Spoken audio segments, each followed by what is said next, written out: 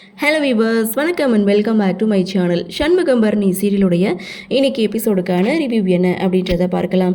அதுக்கு முன்னாடி இது வரைக்கும் நம்ம சேனலோட எங்கே சப்ஸ்கிரைப் பண்ணலன்னா பண்ணிக்கிறேங்க. கூடவே இருக்க பெல் ஐக்கானையும் கிளிக் பண்ணி அதில் ஆல் அப்படின்ற ஆப்ஷனையும் கிளிக் பண்ணிக்கிறேங்க. அப்போ தான் நான் போடக்கூடிய வீடியோ உங்களுக்கு உடனுக்குடன் நோட்டிஃபிகேஷனாக வரும். சரி, வாங்க வீடியோக்குள்ளே போகலாம். எபிசோடை பொறுத்த வரைக்கும் வெங்கடேஷ் ரத்னா இவங்க ரெண்டு பேரையும் பிரித்து விடுறதுக்காக தான் இந்த பஞ்சாயத்தையே கூட்டியிருக்காங்க. பஞ்சாயத்தில் எல்லா விஷயத்தையுமே சொல்லிட்டாங்க.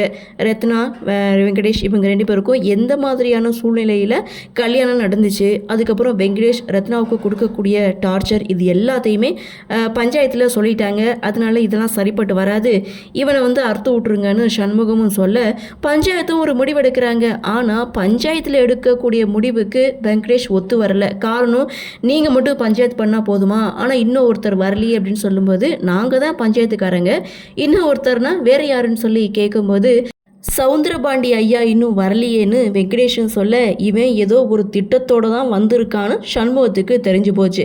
அவர் என்ன தீர்ப்பு சொல்ல போகிறாரு, நீங்கள் பேசி முடிச்சதை முடிச்சு விட்ருங்க, இவங்க ரெண்டு பேரையும் அறுத்து விட்ருங்க அப்படின்னு சொல்லிட்டு ரத்னாவுடைய அப்பாவும் ஒரு வெத்திலையை எடுத்து அங்கே டேபிள் மேலே வச்சுட்டாங்க.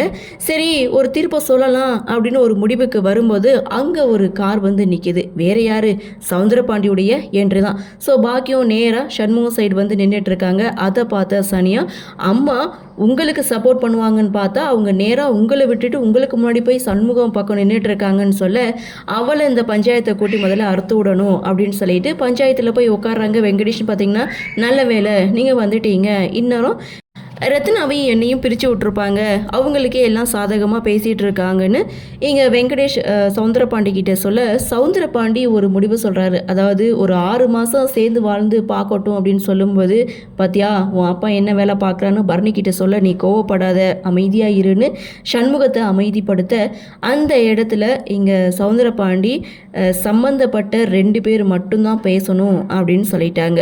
ஸோ இங்கே வெங்கடேஷன் பார்த்தீங்கன்னா, எனக்கும் அவளுக்கும் இன்னும் சாந்தி முகூர்த்தம் நடக்கலை, வேணும்னா இன்னைக்கு நடத்திக்கிறேன், அதுக்கப்புறம் இவன் என் கூட சேர்ந்து வாழலன்னு சொல்லுங்க, அதுக்கப்புறம் நான் அறுத்து விட்றேன்னு இங்கே வெங்கடேஷன் சொல்ல, பயங்கரமாக கோவப்பட்டு இங்கே சண்முகம் என்ன பண்ணுறாங்க, வெங்கடேஷை அடிக்க ஆரம்பிக்கிறாங்க.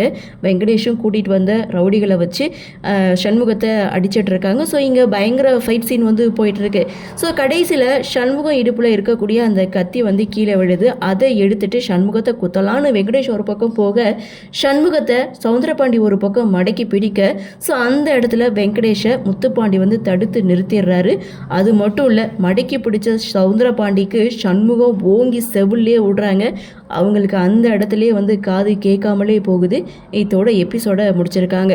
ஆக மொத்தம் இன்னைக்கு எபிசோடு அப்படின்னு பார்த்தீங்கன்னா ஃபயர் எபிசோடு தாங்க.